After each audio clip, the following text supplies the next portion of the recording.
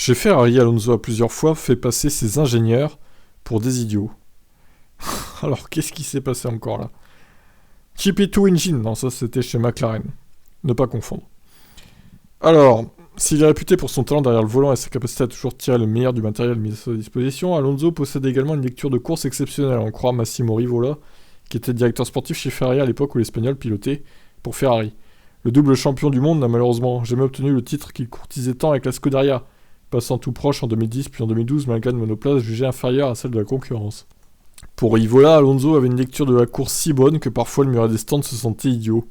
Personne n'a une lecture de la course aussi bonne que la sienne, a commenté l'Italien, qui a occupé le poste de directeur sportif chez Ferrari de 2009 à 2019. Plusieurs fois, il nous a fait passer pour des idiots sur le muret des stands, car il voyait plus loin. Nous étions en face de nos ordinateurs, il avait son propre travail à faire, mais il comprenait avant tout le monde. Il y a des pilotes qui vous apprennent beaucoup. Outre Rivola, Daniel Ricciardo a également fait part de son admiration pour son homologue espagnol, qui est désormais quadragénaire.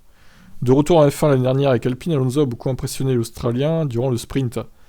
À l'époque appelé qualification sprint du Grand Prix de Silverstone, durant lequel il avait gagné 6 places dans les premiers tours, dépassant entre autres la McLaren. Je l'avais félicité pour avoir rendu la qualif au sprint aussi excitante. A déclaré Ricciardo, son départ était phénoménal, je pense que c'est bien de voir que dans chaque sport la question de l'âge se pose, et nous voyons que son rythme en course l'année dernière a été le plus impressionnant sur la grille de départ, du moins à quelques reprises. C'est super à voir, si vous avez encore la passion et l'envie, vous pouvez continuer ainsi à un très haut niveau. Bon bah voilà, du coup, très bonne lecture de la course pour Fernando, qui est meilleur que les ordinateurs. Incroyable. Alonso est une IA en fait, c'est un ordinateur humain. Ah bah c'est ce qui fait de lui un des meilleurs pilotes sur la grille, de toute façon. Allez, je vous laisse me donner votre avis là-dessus. Ciao ciao.